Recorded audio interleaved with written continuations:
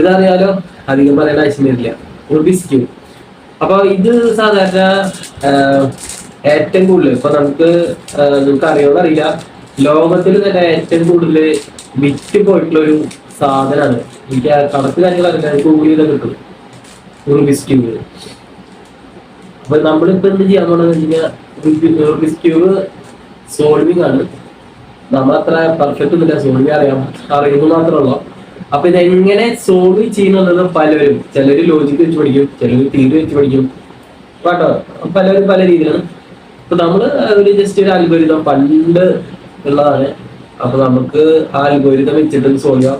അപ്പൊ ഞാനിത് just disorder കാര്യങ്ങളൊക്കെ ആക്കുന്നു. ഓക്കെ, ആക്കിയിട്ടുണ്ട്. ഓക്കെ, ഇപ്പൊ ഞാൻ എൻ്റെ ഒരു മെത്തേഡ് വെച്ചിട്ട് ചെയ്യുന്നത്, നമുക്ക് സ്റ്റാർട്ട് ചെയ്യാം.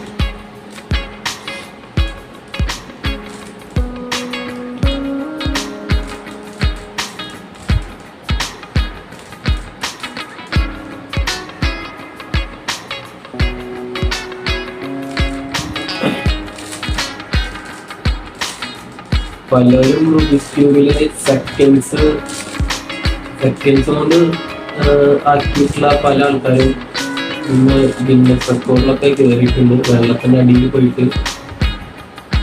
നമുക്ക് അത്രയും സെറ്റപ്പൊന്നുമില്ല, നമ്മൾ സ്റ്റോറി കിട്ടും അത്ര നമ്മുടെ കേസിൽ.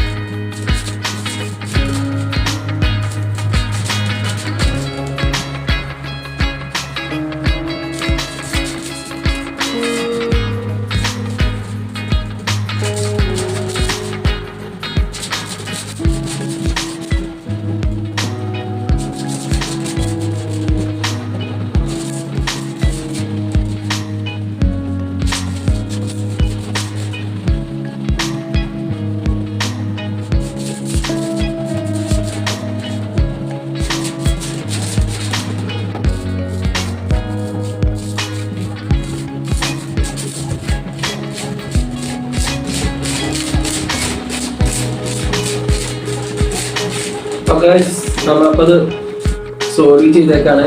അപ്പൊ നമുക്ക് വന്നിട്ടുള്ള ടൈം എന്ന് പറഞ്ഞു കഴിഞ്ഞാൽ എനിക്ക് സ്ക്രീനിൽ കാണാം. ഓക്കെ, ഞാൻ പറഞ്ഞത് എനിക്ക് സോൾവ് ചെയ്യാൻ മാത്രമല്ലോ, എത്ര ടൈം സോൾവ് ചെയ്യാന്നുള്ളതൊക്കെ നിങ്ങൾക്കറിയാം. നിങ്ങൾ ഓരോ ആൾക്കാർക്കും പലരും പല രീതിയിലാണ്. ഞാൻ ജസ്റ്റ് ഒരു അൽഗോരിതം വെച്ചിട്ടുള്ള ഒരു ഇതിലാണ്.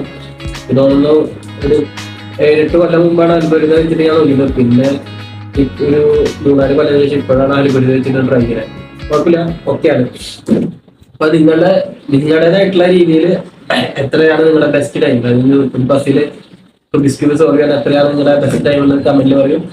ഇതേപോലെ അടുത്ത വീഡിയോ ആക്കിയിട്ട് കമന്റ് ചെയ്യും, സബ്സ്ക്രൈബ് ചെയ്യും, ലൈക്ക് ചെയ്യും. ബൈ.